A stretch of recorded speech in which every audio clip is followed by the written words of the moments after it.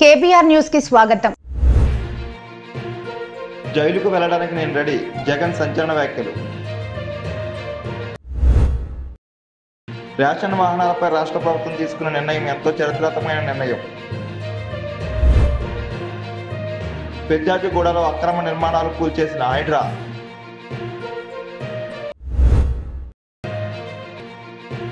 పెద్ద పులిని ఓడించి తన బిడ్డను కాపాడుకున్న ఎలుగుబంటి.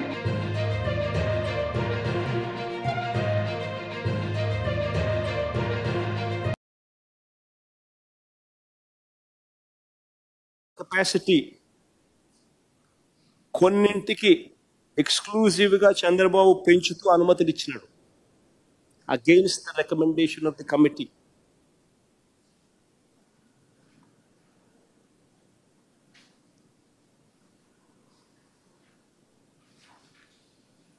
తర్వాత 2012 నుంచి అమల్లో ఉన్న 2012 నుంచి అంతవరకు అమల్లో ఉన్న ప్రివిలేజ్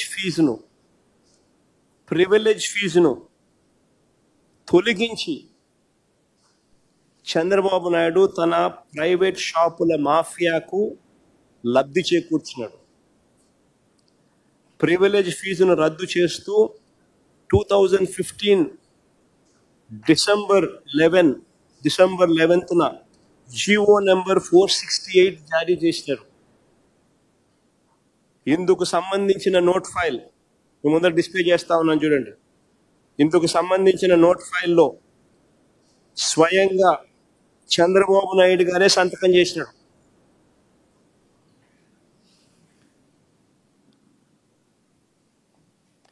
మూడు సార్లు చంద్రబాబు నాయుడు గారు సంతకం చేసి without prior cabinet approval, without finance concurrence రాష్ట్ర ప్రభుత్వానికి 1300 కోట్ల రూపాయల సంవత్సరానికి నష్టం చేకూరుస్తూ 4 సంవత్సరాలలో దాదాపుగా దగ్గర 5,000 కోట్ల రూపాయలు నష్టం చేకూరుస్తూ స్వయంగా చంద్రబాబు సంతకం పెట్టిన file without prior cabinet approval, without finance concurrence CAG కూడా తప్పుపట్టింది. ఇవన్నీ ఉన్న నేపథ్యంలో చంద్రబాబు నాయుడు మీద బలమైన కేసు నమోదైంది.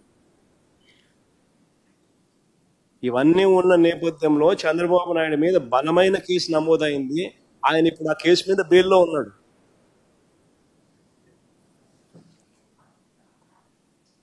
ఇలా ఆయన బెయిల్ మీద ఉన్నాడు కాబట్టి, బలమైన కేసు ఆయన నమోదైంది కాబట్టి, ఆయన మీద ఏదైతే అప్పట్లో ఆరోపణలు వచ్చాయో అవే ఆరోపణలతో ఏ స్కాము లేకపోయినా ఒక స్కామ్ ఉన్నట్టుగా ఒక భూతాన్ని సృష్టించి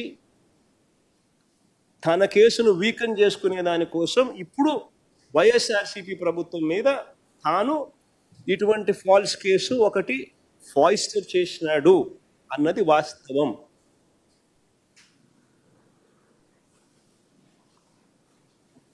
తన మీద ఉన్న తన కేసును వీకెన్ చేసుకునేందుకు ఇప్పుడు మళ్ళీ 2024 నుంచి 29 మధ్యలో అదే తన పాత పాలసీ ప్రకారం అదే మాదిరిగా తను స్కామ్ చేసుకునే దానికి జస్టిఫై చేసుకునే దానికోసము మధ్యలో ఉన్న వైఎస్ఆర్సీపీ ప్రభుత్వ పాలసీని ఈ పెద్ద మనిషి ఏ స్కాము జరగకపోయినా స్కామ్ జరిగినట్టుగా చూపించే ప్రయత్నం చేస్తా ఉన్నాడు.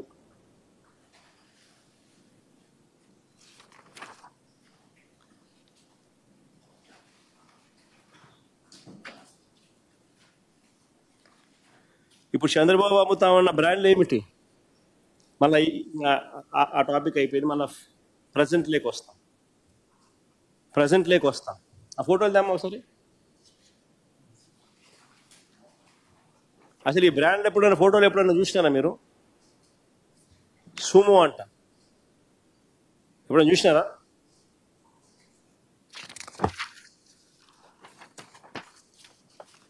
కేరళ మాల్ట్ అంట, ఎప్పుడైనా చూసినారా?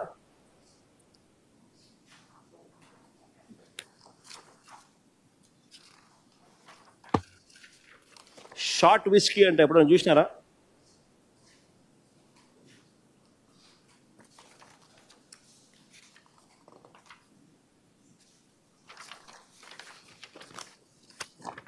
బెంగళూరు విస్కీ అంటే ఎప్పుడైనా చూసినారా?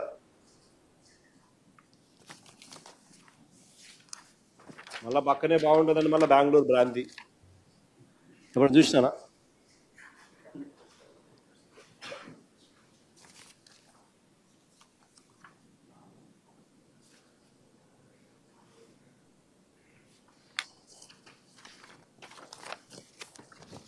రాయల్ ల్యాన్సర్ విస్కీ అంటే ఎప్పుడైనా విన్నారా? ఓల్డ్ క్లబ్ అంట ఇంకొకటి, ఎప్పుడైనా చూసినారా? ఓల్డ్ క్లబ్ అంటే ఎప్పుడైనా చూసినారా? లేదా గుడ్ ఫ్రెండ్స్ అంట, ఎప్పుడైనా విన్నారా? నేను అడుగుతా ఉన్నది ఒకటే, ఎప్పుడు చూడని బ్రాండ్లు కావా ఇవన్నీ అడుగుతా ఉన్నా. ఏ శాస్త్రీయత ఆధారంగా ఈ ఆర్డర్ ప్లేస్ చేస్తా ఉన్నారని అడుగుతా ఉన్నా.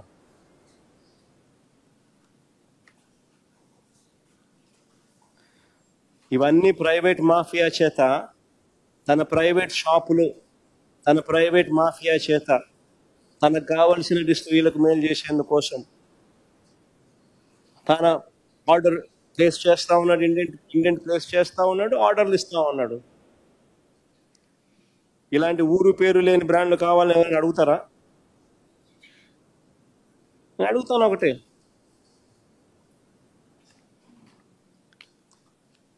ఇంకొకటి చూద్దాం. తాను వస్తే ధరలు తగ్గిస్తామన్నాడు,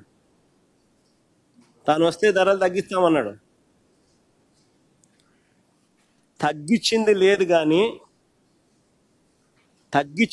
కానీ తీరా షాపులన్నీ తన ప్రైవేట్ మాఫియాకు చేతుల్లో పెట్టిన తర్వాత, ప్రాసెస్ మొత్తం అయిపోయిన తర్వాత వాళ్ళకి ఇచ్చే కమిషన్ పెంచినాడు. ఇది స్కామ్ కాదా అని అడుగుతా ఉన్నా. ప్రైవేట్ మాఫియాకు షాపులన్నీ అప్పచెప్పిన తర్వాత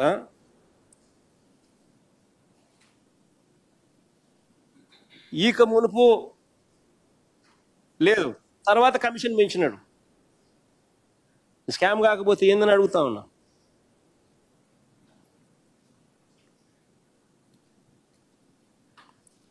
ఎంఆర్పి కన్నా అధిక ధరకు, నేను అడుగుతాను, ఇంతమంది విలేకరులు ఉన్నారు, పోండి గ్రామాలకు పోండి, బెల్ట్ షాపులకు పోండి, ఆడికి పోండి, ఇటుకి పోండి, ఎత్తకండి, ఎక్కడైనా ఎంఆర్పి రేటుకి కూడా నమ్ముతాడేమో కనుక్కోండి.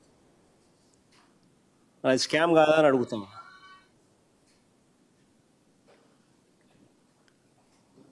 ఫస్ట్ టైం హిస్టరీ ఆఫ్ ఆంధ్రప్రదేశ్లో ఎప్పుడు జరగల. 99కే లిక్కర్ అని చెప్పి ఇస్తానని చెప్పి ఏకంగా లిక్కర్ క్వాలిటీని తగ్గించి, ఇంతకు ముందున్న లిక్కర్ క్వాలిటీ కన్నా ఒక లెవెల్ తగ్గించి క్వాలిటీ ఈరోజు లిక్కర్ అమ్ముతున్నారు. పాత రేట్లు పాత క్వాలిటీ కట్టాగే పెట్టి కొత్త లిక్కర్ మళ్ళీ క్వాలిటీ తగ్గించి 99కి అమ్ముతున్నాడు. అది కూడా పక్కన రాష్ట్రాల్లో 10 రూపాయలు తక్కువ. మళ్ళా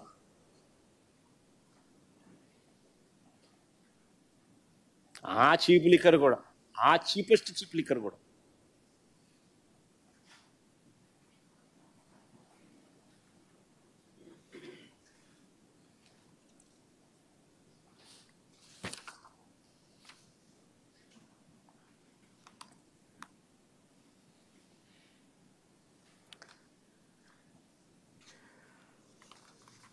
చంద్రబాబు నాయుడు గారి హయాంలో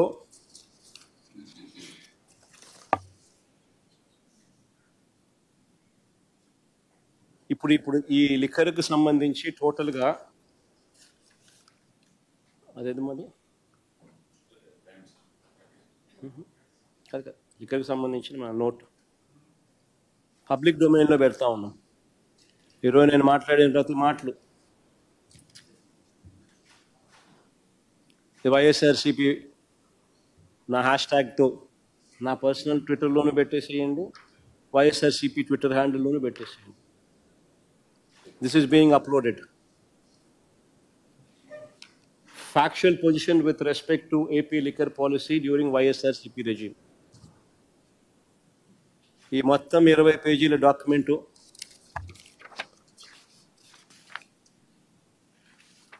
పేజ్ నెంబర్లు రాసి ఉంచాను. చూస్తే 20 పేజీలో 22 పేజీలో ఉంటుంది అన్నమాట. పేజ్ నెంబర్లు రాసి అప్లోడ్ చేసేటప్పుడు పేజ్ నెంబర్లు రాసి పెట్టించండి. మొత్తం డాక్యుమెంట్ వైఎస్ఆర్సీపీ వెబ్సైట్లోను, హ్యాండిల్లోను, ట్విట్టర్ హ్యాండిల్లోను, నా పర్సనల్ ట్విట్టర్ హ్యాండిల్లోను, రెండిట్లోనూ కూడా this entire document will be placed.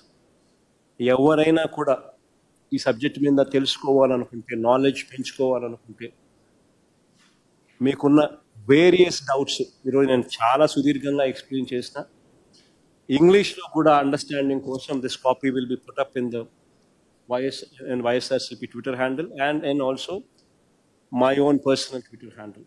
This entire clarification explaining everything whatever I've just spoken with all those facts and figures and evidences. So ఇది ఎవరికైనా కూడా inquisitiveness ఉన్న వాళ్ళందరూ కూడా my request to you is please download this document. Similarly, ఇంకొక document కూడా download చేయాలి. ఇంకొక డాక్యుమెంట్ కూడా వైఎస్ఆర్సీపీ ట్విట్టర్ హ్యాండిల్లోను, వైఎస్ఆర్సీపీ ఇది కూడా ఇంగ్లీష్ కాపీ కూడా పెట్టండి. ఇది కూడా తెలుగు అండ్ ఇంగ్లీష్. ఆదోని నియోజకవర్గ ప్రజలందరికీ నా నమస్కారం. రాష్ట్ర ప్రభుత్వం రేషన్ వాహనాలపై తీసుకున్నటువంటి నిర్ణయం ఎంతో చరిత్రాత్మకమైనటువంటి నిర్ణయం అని చెప్పి ఆదోని ప్రజలు వారి యొక్క ఆనందాన్ని, హర్షాన్ని వ్యక్తం చేస్తున్నటువంటి పరిస్థితి ఈరోజు మనమందరం చూస్తూ ఉన్నాం. ఈరోజు జనసేన పార్టీగా ఆదోని నియోజకవర్గ ప్రజలందరికీ ఒకటే విజ్ఞప్తి చేస్తూ ఉన్నాం. ఈరోజు రేషన్ వాహనాల ద్వారా ప్రజలు ఇబ్బంది పడుతున్నారని, రేషన్ వాహనం ద్వారా ప్రజలు పనికి వెళ్లకుండా పడిగాపులు వేచి చూడాల్సినటువంటి పరిస్థితి మనమందరం కూడా చూసాం. ఈరోజు రాష్ట్ర ప్రభుత్వం ఈ నిర్ణయం చాలా మంచిది. ఎందుకంటే ఈరోజు ఒక్కసారి ఆదోని ప్రజలను ఒక్కసారి గమనించండి. మన ఏరియాకి ఎప్పుడొస్తుందా, మన వార్డుకు ఎప్పుడొస్తుందా వాహనం అని చెప్పి వెయిట్ చేసేటువంటి పరిస్థితి ఉండేది. మరి అదేవిధంగా మనం పొలాలకి వెళ్ళాలంటే కూడా, పనికి వెళ్ళాలంటే కూడా ఆ వ్యాన్ కోసం వెయిట్ చేసేవారు. అదేవిధంగా ఇంకొక విషయం ఏంటంటే, వాహనం ఒక ఏరియాకి వచ్చినా లేదా వాహనం ఒక గేరికి వచ్చినా అక్కడ మహిళలు రోడ్ల పైన మామూలుగా లైన్లో నిలబడినటువంటి పరిస్థితి మనం అందరం కూడా చూసాం.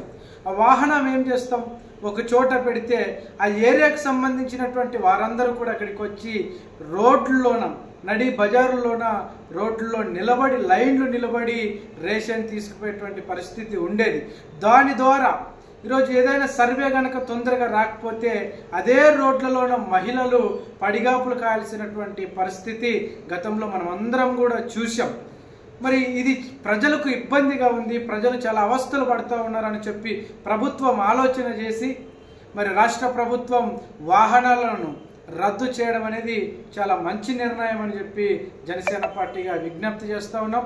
అదేవిధంగా వాహనాలు రద్దు అయిన తర్వాత ఈరోజు రేషన్ షాప్కి వెళ్ళి ప్రజలు వేసుకోవాల్సినటువంటి అవసరం మంచి నిర్ణయం. ఈరోజు మనం పనికి వెళ్ళినా రేషన్ షాప్కి వెళ్ళి మనకు సమయం దొరికినప్పుడు, మనకు ఆ అవకాశం ఉన్నప్పుడు ఎప్పుడైనా సరే రేషన్ షాప్కి వెళ్ళి తీసుకోవడం అనేది మంచి నిర్ణయం. గనుక రాష్ట్ర ప్రభుత్వం ఈరోజు ఇంకొక మంచి నిర్ణయం కూడా తీసుకునింది. 60 సంవత్సరాలు పైబడినటువంటి వృద్ధులు ఎవరైతే ఉన్నారో, వికలాంగులు ఎవరైతే ఉన్నారో వారికి నేరుగా ఇంటికే పంపిణీ చేయాలని చెప్పి ప్రభుత్వం కూడా నిర్ణయం తీసుకునింది. మరి ఈరోజు రేషన్ వాహనాలు రద్దు చేయడం ద్వారా ఆదోని ప్రజలు కూడా యొక్క ఆనందాన్ని, హర్షాన్ని వ్యక్తం చేస్తున్నారు. కాబట్టి మరి రాష్ట్ర ప్రభుత్వం మన పడుతున్నటువంటి ఇబ్బందులను దృష్టిలో ఉంచుకొని మనకు సరైనటువంటి న్యాయం చేసినటువంటి రాష్ట్ర ప్రభుత్వానికి ఆదోని ప్రజలందరూ కూడా రుణపడి ఉండాలని ఈ మీడియా ద్వారా మీకు అందరికీ నమస్కరిస్తూ తెలియజేస్తున్నాను. మేడ్చల్ మల్కాజిగిరి జిల్లాలోని ఫిర్జాజిగూడ పరిధిలో అక్రమ నిర్మాణాలను హైడ్రా కూల్చివేసింది. పోలీసు బందోబస్తు మధ్య అక్రమ నిర్మాణాలను తొలగించారు. తెల్లవారుజాము నుంచి హైడ్రా ఈ కూల్చివేతలు చేపట్టింది. ఫిర్జాజిగూడ, బోడుప్పల్ మున్సిపల్ కార్పొరేషన్లపై హైడ్రా అధికారులు ప్రత్యేక దృష్టి సారించారు. ఇక్కడి రహదారులు, ప్రభుత్వ స్థలాలను కబ్జా చేసి నిర్మాణాలు చేపట్టిన మున్సిపల్ టౌన్ ప్లానింగ్ అధికారులు మాత్రం చోద్యం చూస్తున్నారని ఇటీవల హైడ్రా కమిషనర్ రంగనాథ్కు అనేక ఫిర్యాదులు వచ్చాయి. దీంతో స్పందించిన ఆయన స్వయంగా స్థలాలను పరిశీలించారు. ఈ సమయంలో ఆయన ఆదేశాలతో గురువారం పిర్జాజిగూడ మున్సిపల్ కార్పొరేషన్ పరిధి పర్వతాపూర్లోని సర్వే నంబర్ 1, 10, 11లోని అక్రమ నిర్మాణాలను కూల్చివేతలు చేపట్టారు.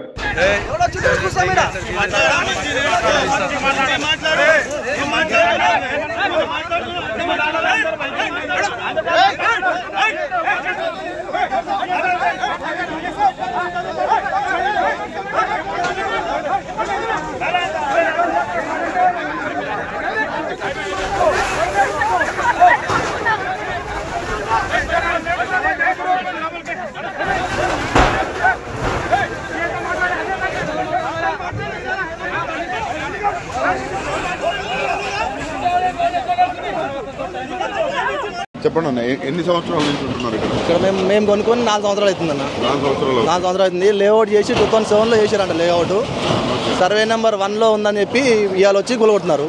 పొద్దున వచ్చారు, 6 గంటలకు వచ్చారు. 6 గంటలకు వచ్చారు. సామాన్ గిమాన్ ఏం కాల్ చేసుకుని టైం లేదు. అటు నుంచి కూలగొట్టుకుంటూ వస్తూనే ఉన్నారు. నోటీసులు ఇవ్వాలి కదా? నోటీస్ ఏమి ఇవ్వలేదు. మేము 5 సంవత్సరాల నుంచి హౌస్ ట్యాక్స్ కడుతున్నాము. హౌస్ కరెంట్ బిల్లు ఉన్నాయి, నల్ల బిల్లు ఉన్నాయి, అన్నీ ఉన్నాయి. G+1 గవర్నమెంటే ఇచ్చింది మాకు పర్మిషన్. లేఅవుట్కి పర్మిషన్ ఇచ్చిండు. మరి లేఅవుట్ చేసినప్పుడు ఎందుకు పర్మిషన్ ఇచ్చారు? మరి గవర్నమెంట్ అసలు ఎల్ఆర్ఎస్ గడిచినారు. మున్సిపల్లో పర్మిషన్ G+1 2019లో G+1 పర్మిషన్ తీసుకున్నాం మేము. పర్మిషన్ కాపీ ఉంది. హౌస్ ట్యాక్స్ ఉంది. 5 సంవత్సరాల నుంచి హౌస్ ట్యాక్స్, ప్రాపర్టీ ట్యాక్స్ మొన్న కూడా వచ్చి కట్టుకొని పోయారు మున్సిపాలిటీ వాళ్ళు. సరే, వాళ్ళు ఎవరో కోర్టులో వేస్తున్నారంట. కోర్టు కేసు కూడా నడుస్తుంది. వీళ్ళు ఇవాళ పొద్దున వచ్చినారు. కథ మొత్తం ఏం లేదు. మొత్తం నోటీస్ కాదు కదా, ఇన్ఫర్మేషన్ కూడా ఇవ్వలేదు. వచ్చి కూలగొడుతూనే ఉన్నారు డైరెక్ట్. ఇంత ముందు ప్రభుత్వాలు ఏం టచ్ చేయలేదు. వీడు వచ్చిన కాంచే, రేవంత్ రెడ్డి గారు వచ్చిన కాంచే ఇది మొత్తం జనాల్ని భయపెట్టేయడం ఒకటి. మొత్తం జనాల్ని భయపెట్టియాలి, దోసుకొని తినాలి అంతే. ఇప్పుడు సర్వే నెంబర్ 1లో కూలగొడుతున్నారు. సర్వే నెంబర్ 1 మొత్తంలో ఒకటే ప్లాట్ ఉందా? ఓన్లీ 200 గజాలే ఉందా? సర్వే నెంబర్ 1 మొత్తం ఎందుకు కూలగొట్టలేరు? పెద్ద పెద్ద అపార్ట్మెంట్స్ కట్టుకున్నారు సర్వే నెంబర్ 1లో. అవన్నీ ఎందుకు కూలగొట్టలేరు? మరి వాళ్ళు పెద్ద పెద్ద బడా బాబులను టచ్ చేసేవారు. ఓన్లీ చిన్న చిన్న రూమ్లు వేసుకున్న వాళ్ళని, చిన్న చిన్నవి ఏదైతే 200 గజాలు, 100 గజాలు ఏదైతే ఏదైతే పెద్దగా ఇష్యూ ఏమో వాళ్ళది కూలగొట్టున్నారు. అంటే ఇప్పుడు మీకు ఇల్లు పోయింది. అవో సామాన్ అంతా రోడ్ల మీదే ఉంది. మొత్తం అంతా సామాన్ అంతా రోడ్ల మీదే ఉంది. చిన్న చిన్న పిల్లలు ఉన్నారు. కనీసం మేము అడిగినాం, పొద్దున్నే అడిగినాం. హైడ్రా ఇన్స్పెక్టర్ వచ్చినప్పుడు అడిగినాం, మాకు ఒక 2 రోజులన్న టైం ఏంటి కాల్ చేసుకునే కంటే. లేదు చేసుకుంటే హాఫ్ అన్ అవర్లో కాల్ చేసుకుని, లేదంటే కూలగొట్టేస్తాం మేము. తీసుకుంటున్నారు, గుంజుకుంటున్నారు, అవతల పడేస్తున్నారు. ఇంకో ఇల్లు లేదు. ఇది ఒకటే మేము కొన్నది. ఇది ఒకటే ప్రాపర్టీ. ఇది ఒకటే కష్టపడి కొనుక్కున్నాం మేము. అది కూడా మేము రేకులే మేము వేసుకున్నాం. అది చెప్పడమ్మా. అవునండి. నోటీసులు లాంటివి ఏమి ఇవ్వలేదు మాకు. మార్నింగ్ 6 o'clock వచ్చారు, స్టార్ట్ చేసేసారు. మా పిల్లలు లేవలేదు, పట్టుకొని కూర్చున్నారట మా అత్తయ్య వాళ్ళు. లేస్తే మేము ఎక్కడ వెళ్ళాలి, మేము ఎక్కడ ఉండాలి? ప్రభుత్వానికి తెలియాలి. మేము ఓట్లు వేయలేదా? మేము ప్రభుత్వ జనాలం కాదా? ఓట్లు వేస్తేనే గెలిచారు కదా.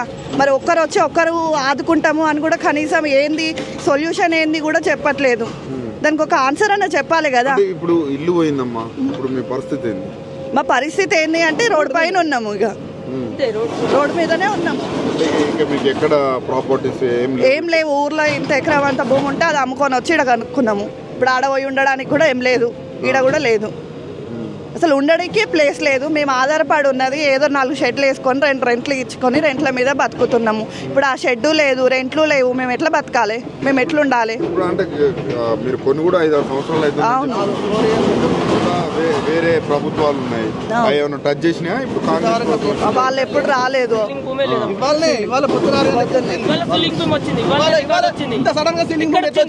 అది కూడా 200 గజాలకి ఎట్లా వచ్చింది? ఇంత సడన్ గా సీలింగ్ భూమి అంటున్నారు వాళ్ళు. సీలింగ్ ల్యాండ్ ఇది ఒకటే ఎట్లా కూలగొడతారు? సీలింగ్ ల్యాండ్ అంటారు. సీలింగ్ ల్యాండ్ సర్వే నెంబర్ 1లో 23 ఎకరాలు ఉంది. అందులో ఏమంది గవర్నమెంట్ ల్యాండ్? దానిలో వాళ్ళ గవర్నమెంట్ ల్యాండ్ ఉంది అంటారు. గవర్నమెంట్ ల్యాండ్ ఎంత ఉంది? ఎంత ఫెన్సింగ్ చేసిరు వాళ్ళు? మరి అది కూడా తీయమంటే ఆయన అడిగితే ఆయన నా మీదకి కొట్టడానికి వస్తున్నాడు. హైడ్రా ఇన్స్పెక్టర్ అంట. సైజులు కొట్టిరు, మా నాన్నని కొట్టిరు, లోపల వేసిర్రు, నన్ను కొట్టినారు. వాళ్ళ సెక్యూరిటీ గార్డ్ తీసుకొని మీద చెయ్యి మొత్తం నూకేసుకొని వచ్చింది ఇక్కడ దాకా. వాళ్ళు అసలు పోలీసులు కాదు, వీళ్ళు పోలీసుల మీద చేసేది అంటారు. వీళ్ళు హైడ్రా అని చెప్పేసి ఏదో డ్రెస్ వేసుకొని వచ్చిర్రు. పోలీసు వాళ్ళు లాగానే ఉండాలి కదా. ఎవరు మాకేమో నోటీస్ ఇచ్చిరా? కనీసం మాకు గవర్నమెంట్ ట్యాక్స్ కట్టుకోలేదా? మున్సిపల్ పర్మిషన్ కి డబ్బులు కట్టుకోలేదా? ఎల్ఆర్ఎస్ డబ్బులు కట్టుకోలేదా? టైం ఇవ్వండి, కనీసం కాల్ చేసేదని టైం ఇవ్వమని అడుగుతున్నాం. అడిగి ఒక 2 రోజులైనా టైం, 1 రోజైనా టైం ఇవ్వని అడుగుతుంటే కూడా మొత్తం గుంజ అవతల పట్టేసి కూల పట్టేస్తున్నారు. అర్ధ గంటనే. ఎంత నష్టం అయి ఉంటుంది? దగ్గర మాకు 15-20 లక్షల నష్టం. ఓన్లీ ఫర్నిచర్, షట్టర్లు మొత్తం లోపల ఫాల్ సీలింగ్ చేయించుకున్నాము, పైన రేకులు వేసుకున్నాము, బోర్ వేయించుకున్నాము, వాటర్ ట్యాంక్, పైపులు, ఎలక్ట్రిసిటీ, చాలా లోపల కబోర్డ్స్ గిబోర్డ్స్ అన్ని చేయించుకున్నాం మేము.